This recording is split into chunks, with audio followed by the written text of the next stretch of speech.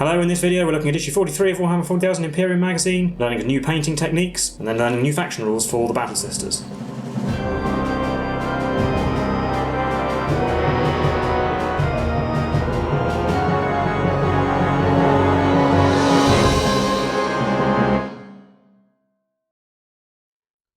Hello, I'm Will, this is Mike, we're the Tabletop Donkeys. Hello. And we're looking at issue 43 of Warhammer 40,000 Imperium magazine today. This issue came with a small layer brush and a pot of Stormhost silver paint. And if you want to see the game we're going to be playing, you can skip ahead using the timecode in the description or the chapter bars, but we'll have a look through the issue first, including new painting techniques. First up we have a name generator for the Adepta Sororitas, the Sisters of Battle. So we've got a D66 chart here with lots of first names and second names for your Battle Sisters. It says that when the Sisters join their orders, they usually take new names to mark their new status as servants of the Emperor. And there are also some heroic titles and unit honorifics you can give to your units. And similarly some corrupted engrams for your Necron characters, so ways in which the Necrons have had their sanity eroded. Here's some for nobles here, and then some for the cryptex. Then we learn about the Thousand Sons, another of the traitor legions, the original Space Marine legions that turned against the Emperor. They were all psychically gifted, but their Primarch Magnus the Red refused the Emperor's command to stop research into these areas. As such, he sent the Space Force Legion to bring them to heel, but they resisted, and this resulted in the destruction of their homeworld and the decimation of their legion. And as a result, they turned against the Emperor and turned to the worship of Tzitz, the Chaos God.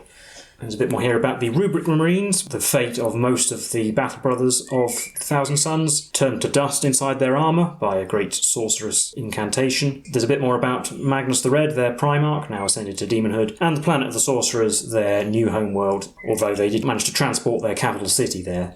Then we learn about the Scourge Stars, a region just north of Ultramar, which was invaded by the Chaos Forces of Nurgle shortly after the opening of the Great Rift, although it then soon degenerated into a battle for supremacy amongst the Chaos Forces as those aligned to other gods also joined in the carnage, and Imperial forces still held out in certain areas. There's a bit about the Garden of Nurgle, Nurgle's realm within the Warp, and also about the Great Game, describing the sort of constant power struggle between the Chaos Gods that means that they can only cooperate for a limited amount of time before everything devolves into infighting, as they try and get advantage over one another. Then we have a painting guide using our new small layer brush for edge highlighting. This is a way to highlight the raised areas of your miniatures to give them more definition. There's some general tips here, like how to twist your brush to a fine point, brace your wrists on something so you're steady, and then use the side of the brush where you can to apply the paint to raised edges, rather than the tip because it's easier, although sometimes you will have to use the tip. And then how to apply this technique to basically our entire collection. So everywhere that's metal on the Necrons has an edge highlight of Stormhost Silver applied, which just brings out more definition to the metal and gives it a sort of shine, as you can see from the pictures. There's what a lot of our units would look like up to this point. And then some more details for the Space Marines, using some Nuln Oil for some recess shading first of all. And then again highlighting all the metal areas with Stormhost Silver, the silver metal and the gold as well. And there are some Space Marines up to this point. But that'll be it for the contents of this issue, so now we will learn some more rules for the Battle Sisters and see them on the battlefield.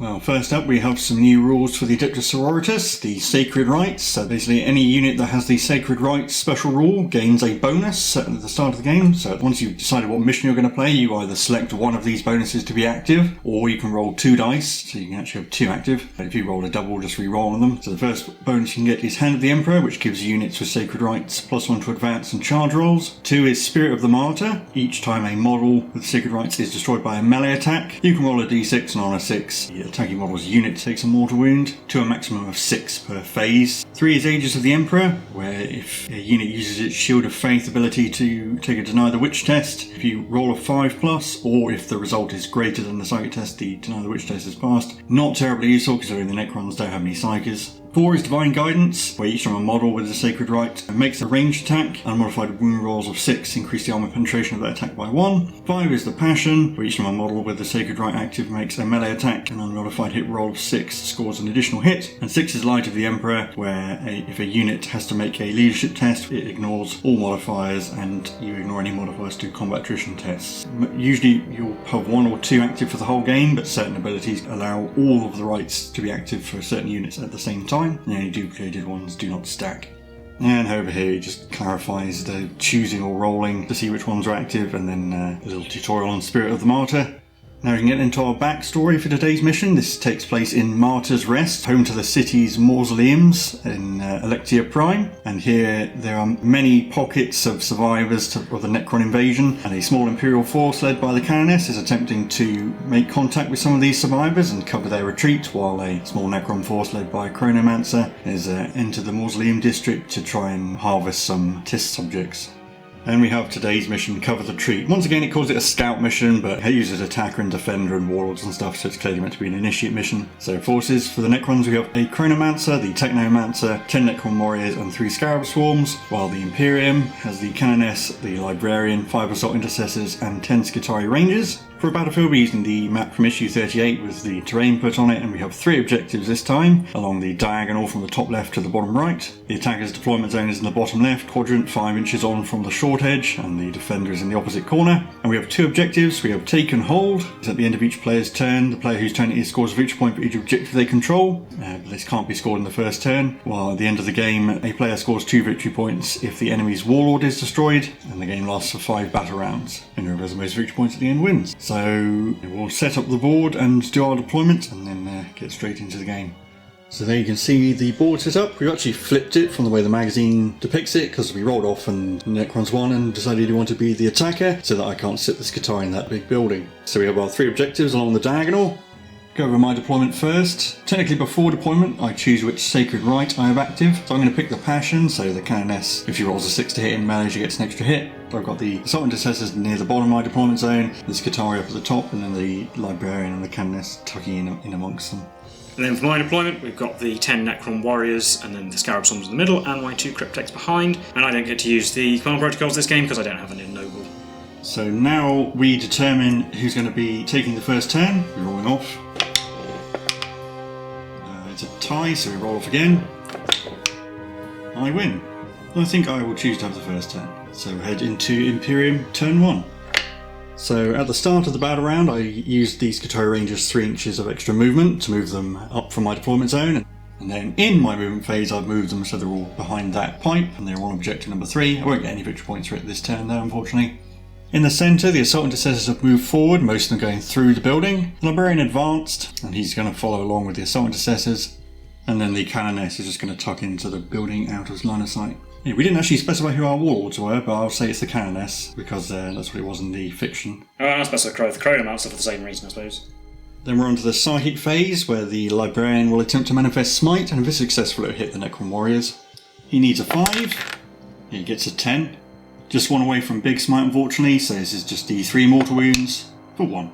I'm going to remove this one because that's the one that the arc rifle guy can see from the Skitarii, and he doesn't get to reanimate because it's a psychic power.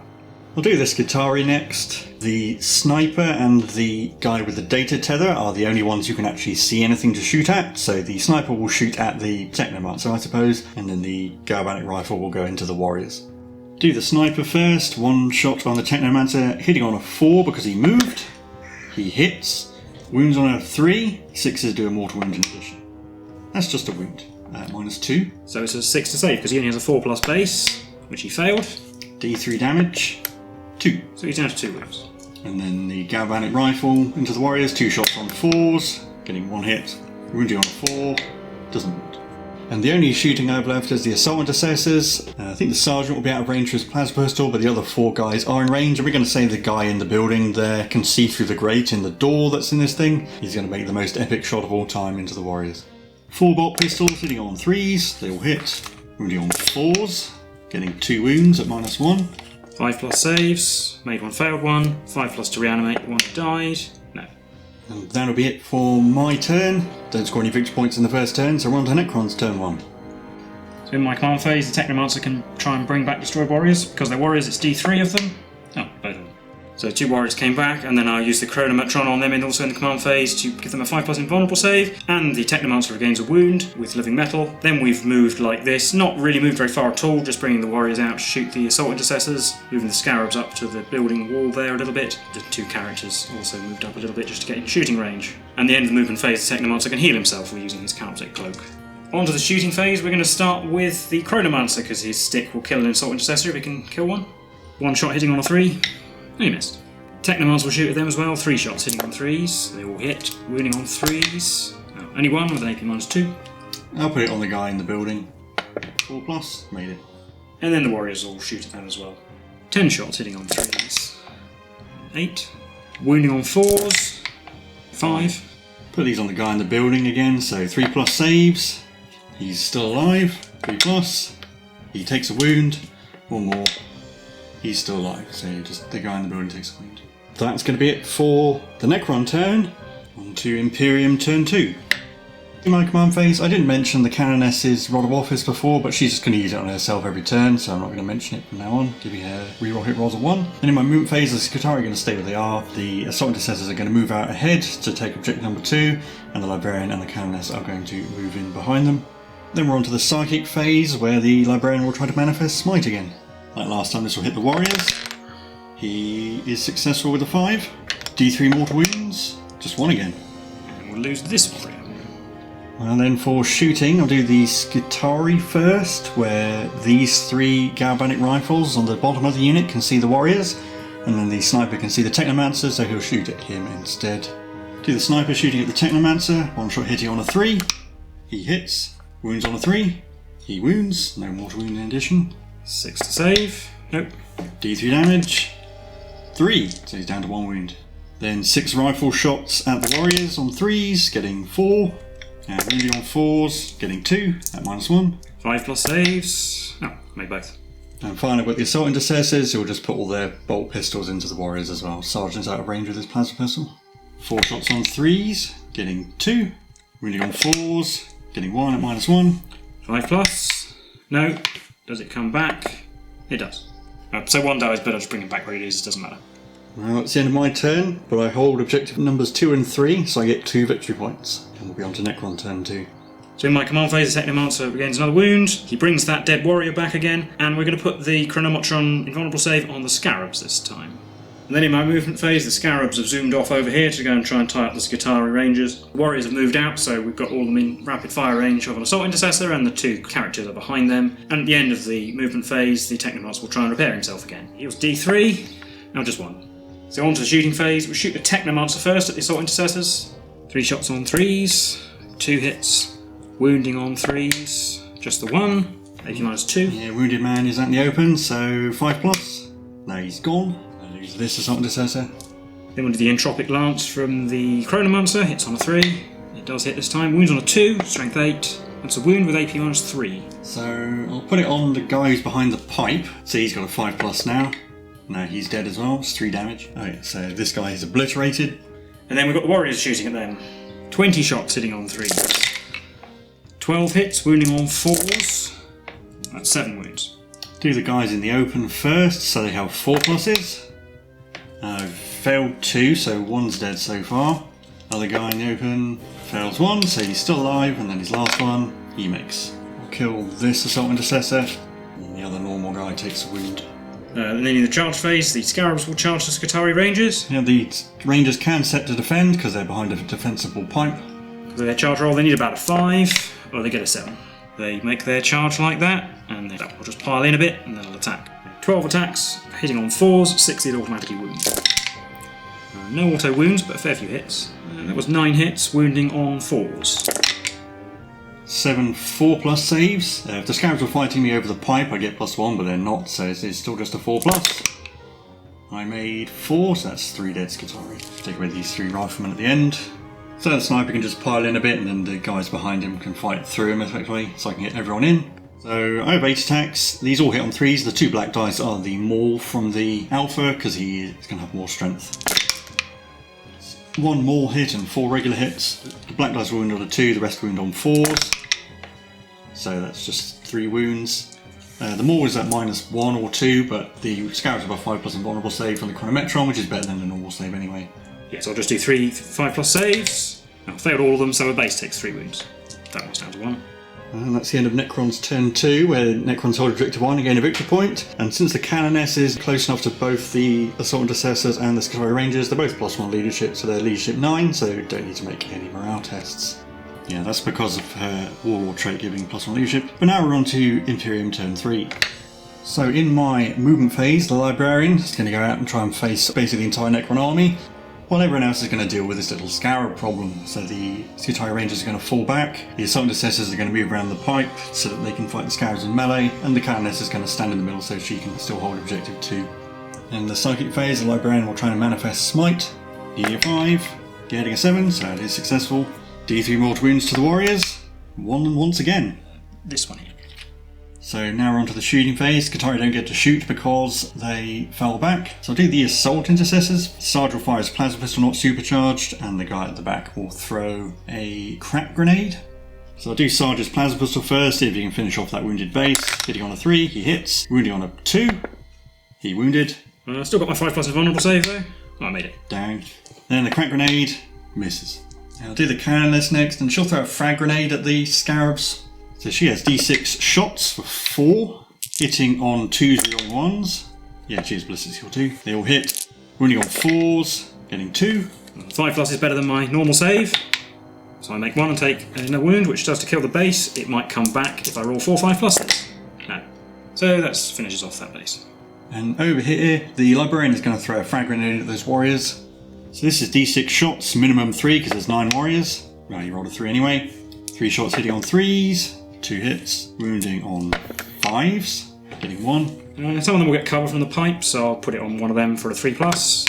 Oh, still died. Yeah. Does it reanimate? Oh, rerolling 1s because it's a warrior. No, it does. So I have to do one of like this one here, getting cover, then it will reanimate there. So now we're on to the charge phase. I'll do the Librarian first because he's probably the more important one. He's going to charge just the Warriors. He gets a 9. That's definitely enough to get him into the Warriors. So the Librarian's actually going to charge the end of the Warriors, but it does mean he is in cover from the building in case the Chronomancer decides to try shooting at him. And over here, the Assault Intercessors are going to charge the Scarabs. And I can set to defend, technically, because I'm behind the pipe. Yep, and the charge roll is a 4, but that's enough to get the Sergeant in at least. So the Assault Intercessors finish their charge like that, and I'll pick them to fight first. Basically the Sergeant's going to pile in, so you get both of these in base contact so that they can't pile in into the Skitarii, and this guy has to follow up behind. So we have 7 attacks, hitting on 3s, getting 5, and wounding on 3s, getting 5. So I still have my 5+. Should make 3 of, so only 2 damage. So I'll put the wounds on that one. And then the Librarian gets to go fighting the Warriors. He has 4 attacks hitting on 3s, well they all hit. Wounding on 3s, 3 wounds, so that's 3 dead Warriors. I'll take them off this end because I'm not too worried about striking back, and if the Librarian wants to keep them in melee, he has to consolidate out of the building, but then we'll see if they reanimate. 5s rerolling 1s. We've got a 1. Nope. So the Librarian's not actually going to consolidate to stay in melee, he's just going to move so that he's more concealed within the building in case the Chronomancer decides to try and shoot at him. And then the Scarabs get to hit back. 8 attacks on 4s, 6s automatically wound. We've got 2 automatic wounds and 3 more hits. It's wound on 5s. Another 1, so 3 wounds. 3+ saves. I failed 1, so the wounded man will die, leaving just the Sergeant. And that is the end of my turn, where I still hold objectives 2 and 3 and gain 2 more victory points and go up to 4. And we'll be into Necron's turn 3. So in my command phase, the damaged Scarab base and the Technomancer both heal wounds. The Chronomancer will put the vulnerable save on the Warriors, and then the Technomancer will try and bring some Warriors back. Bringing back D3, 3. And then in the movement phase, all of the Warriors have moved around the pipe like that. We're going to sort of ignore the Librarian and the 2 characters with them. Whereas the Scarabs fell back, one of them got on top of that building up there, because they're not going to be able to hold this objective against all that force. In the shooting phase, the Necron Warriors are going to shoot at the Canoness. We've got 15 shots, because some of them are within 12 inches, hitting on 3s. That's only 8 hits, wounding on 3s. 5. She's got cover, so she has a 3+ save. Oh, she failed 3, so she's down to 2 wounds. The Technomancer will shoot at her as well. 3 shots on 3s, they all hit, they wound on 3s, they all wound, 80-2. Well, 4+. Failed 2, so she dies. And the Necrons will gain 3 victory points, because she was my warlord. Well, that's it at the end of the game, but we might as well just do it now. That means the Chronomancer's only in range of the Librarian. He can see him through this tiny little kind of gap in that door there, because the Librarian's quite big. So he hits on a 3. Oh, he missed. And then at the end of the Necron turn, they get a victory point and go up to 4. And we're on to Imperial turn 4. So in my movement phase, Skitarii are going to stay where they are. The Assault Intercessor Sergeant is going to move to take the Canoness's place at objective 2. And then the Librarian's going to move out of the building, get an inch away from the Warriors. And in the Sargate phase, he'll try to manifest Smite. Once again, needing a 5 and hitting the warriors. Gets it with a 9. D3 mortal wounds. 3. I'm going to lose people over this side this time. 1, 2, 3. And then in the shooting phase, I'll do the Skitarii first. They're all going to shoot at the warriors, apart from the sniper, who's going to shoot at the Chronomancer this time. Oh, actually, I've always got the Alpha's blast pistol, which will go into the scabs because they're the only one close enough. Do the blast pistol first. It's D3 shots. 1. Hitting on a 3. It hit. Wounding on a 3. It wounded. If minus 1. So I do get my 6+ save because I'm in cover. Nope. So wounded base takes a wound. And I've got 6 galvanic rifle shots at the warriors. Get that one in the box for 4 hits. These are wounding on 4s, getting 2 at AP minus 1. But we do have cover, so 4 pluses. And failed 1. An arc rifle shot, hitting on 3, misses. Plasma, not supercharging, hitting on 3s, getting 1 hit. Wounding on a 3, it does. 5+ invulnerable save. Failed. So we lost 2 warriors. Do they get back up? No. Finally, the sniper at the Chronomancer hits on a 3, he does. Wounds on a 3, no he doesn't. Finally, the librarian will throw a crack grenade at the warriors. Hits on a 3, no. Then in the charge phase, the librarian will charge just the warriors. 7's going to be definitely enough. He'll go just on the end there, staying 3 inches away from the Chronomancer, and the Technomancer isn't going to be heroically intervening. Nope. So then in the fight phase, the librarian will pile in and bring the Technomancer in range, but he can only attack the warriors. 4 attacks on 3s, they all hit. Wounding on 3s, they all wound. 5+ invulnerable save though. Only 2. Do they come back? No, they do. So I'll bring them back like that, away from the librarian. Yeah, and then, but he will just consolidate around so they're still in melee with him. So they'll pile in like that so they can all attack. 4 attacks hitting on 3s. 2. Wounding on 4s. No wounds. I'll just do the Technomancer quickly as well. He's 1 attack, hits on a 3. It does. Yeah. Wounds on a 4. No. But that's it. Those warriors only lost 5 models and they're within range of their warlord, so no morale test needed to be made there. I still hold objectives 2 and 3, so I get 2 victory points to go up to 6 as we head into Necron's turn 4. In my command phase, well, the wounded scarab base goes up a wound, and we'll put the invulnerable save on the warriors again, and then the Technomancer can still try and bring them back even though he's engaged in melee. Brings back D3, 2. And then my movement, we've got the scarabs coming over here to try and tie down the Skitarii again. The Technomancer has fallen back over the pipe to get to the middle of the board. Chronomancer will stay behind to try and shoot the librarian, and the warriors, unfortunately, no matter how they move, they can't get out of 3 inches of heroic intervention range of the librarian, so they're just going to stand so that they're on the objective, because that's the best I can do. He will be able to fight them, but as I say, I can't do anything else. And then the only model I have to shoot is the Chronomancer, who will shoot the librarian. He hits on a 3, he hit, he wounds on a 2, and just about 6+, yeah. Nope. D3 plus 3 damage. For 6. So he's dead. And then in the charge phase, the scarabs will charge the Skitarii Rangers. I'll roll this because I want to get near the objective. 7. They'll finish their charge like that, and then obviously they'll just pick them to fight. They'll pull in like this to get closer to the objective, so they're both on it. 8 attacks hitting on 4s, 6 with auto wound. We've got 1 auto wound and another 4 hits. Normal wounds on 4s. Well, they all 2, so 5 wounds. 5 4+. Maybe 1. Rifle, sniper, plasma, doesn't make any difference. And then my hitbacks, black dice will be the maul again. These will hit on 4s, getting 2 hits. Black dice wounds on a 2, while the other one wounds on a 4. 1 wound. With a 6+ save? No. These Skitarii do have to make a leadership test though. They're leadership 8, so they're okay. So that's the end of Necron's turn 4. So we're into Imperium turn 5. So in my movement phase, the Skitarii are just going to fall back again. Still hold the objective though, and then Sarge is going to hop over the pipe so that he can fight the Technomancer. But first he's going to throw a crack grenade in. 1 shot on a 3. He hits. Wounds on a 3. He does. If you want this one. 5+ save only. Oh, I made it. Yeah. Well, Charge is going to have to do this the old-fashioned way then. I'm not going to bother rolling his charge because he only needs a 1. So 4 attacks on 3s. No, only getting 2 hits. Wounding on 4s. 2 wounds though. 5+. So he takes a wound. He's down to 3. I'll just do his attack back quickly. He hit. He moves on a 4. That's a wound. Make him +2. Takes a wound. So that objective in the middle is contested, meaning I only get 1 victory point, go up to 7. And then it's on to the Necron turn.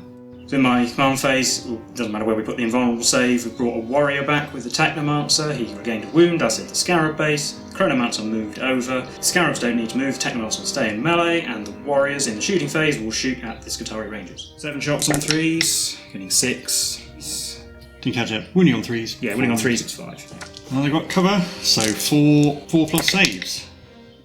They've all but 1. Yeah, we'll do this, the data tether. And the Chronomancer will shoot them as well. Hits on 3, and he missed. In the charge phase, the Chronomancer and the Scarabs will just move in. I'm not even going to roll for them. I will do the Chronomancer. He hits on 3 with his stick. Oh, he does. He wounds on a 4, though. He's only normal strength in melee. Oh, that's AP -3. On a 6, Sarge lives? No. And Yep. then the Scarabs get to go. But I do still have to kill a Ranger in order to win the game. The Scarabs have 8 attacks. We got 2 auto wounds and 2 normal hits. There's a 6. Yes, so that's 3 wounds total. 3 4 plus saves. I made 2. So I just have the Alpha left, and he can't kill a Scarab base, so I'm not going to bother rolling. Then at the end of the turn, the Necrons will hold all 3 objectives, get 3 victory points and go up to 8. So that'll be a Necron victory, 8 victory points to 7. So I'll recap that game for you now. So that was the game for issue 43 of Warhammer 40,000 Imperium magazine. How do you think that went? Well, obviously it went all right in the end, but my strategy was a bit of a risk, not playing for the objectives at the beginning and then hoping to take them later after I'd whittle you down a bit, and it just about worked. I just about did enough damage to take all the objectives and get ahead by victory point in the very final turn. You did a good job of keeping away. I probably killed your warriors at least once over. The warriors were definitely a success story of this game because they just wouldn't die, and they were nearly back to full strength by the end. The Canoness was unlucky with her saves. Yeah, if I'd made a few more saves for the Canoness or 1 more for the Skitarii Rangers, then it would have been a draw probably. And the Librarian got 3 1s in a row for his D3 mortal wounds, or even if he'd made his save against your big lance. Yeah, the Chronomancer only hit twice with the Death Beam thing, but it did disintegrate somebody important on the second occasion, so I'll let him off. His 5 plus invulnerable save came in really handy. Those Scarabs would have died probably entirely without that. Also, it kept a couple of warriors alive. I suppose also actually keeping them out of line of sight of the Skitarii for the first 2 turns was quite important, because all of that firepower, as we know, can really knock them out quite quickly. I was impressed with the performance of the Scarabs as well. I think they did actually roll quite a lot of wounds, to be fair. They did roll a lot of 4 pluses a lot of the time, tying up your Skitarii for a lot of the game, and also generally causing a lot of damage to them, and they even held off the Assault Intercessors with the benefit of that invulnerable save. I suppose this is also the way you have to play the Necron army if you only have the support characters like the Cryptex, because they're no good in melee. You're just basically staying away from everything, because the Librarian can easily beat either of them in melee. I suppose it's a bit strange that you had such a mix and match Imperial army as well. I think it's just part of the narrative, is just whoever's available. If I had a full Space Marine force or a full Skitarii force, it probably would have been more effective. But then again, your Necron army isn't actually particularly strong. It's also about game balance. The mission obviously was fairly well balanced, fairly good mission. It's no advantage to either side really, and not being able to score on the first turn means that there's no massive advantage to going first. Yeah, unfortunately we didn't get to see the Sacred Rites in action, but again, not much to say about it when we only have 1 unit. Obviously, normally if we had a mixed force like this, we wouldn't get those, but since it's part of the mission pack, we do, so if you were wondering about that. Apart from the one that deals with Denying the Witch, they're probably all fairly useful with the collection. Probably the melee one is slightly better, depending on which unit you're actually given in a mission. The rest of them are all pretty useful, to be honest. I guess it's just a more convenient version of command protocols. Yeah, it's not that flexible because you have to pick one. On the other hand, command protocols can easily just go completely wrong if you misjudge how the games are going to go. So it's something as well, if you were designing your own army list with your own sisters' units, you would pick the one that matches what you want your army list to do. If you took a lot of melee units, you might take the melee one, for example. If you were fighting a very psychic-heavy army, you'd take the psychic one, perhaps. I mean, we've got a small layer brush with this issue, so this is where we're starting to add more of the highlighting. So this is like the opposite of shading, so it's adding more detail, the next sort of layer of skill to develop as you paint your models. And Stormhost Silver is actually a pretty useful paint. It can also be used to highlight gold as well, very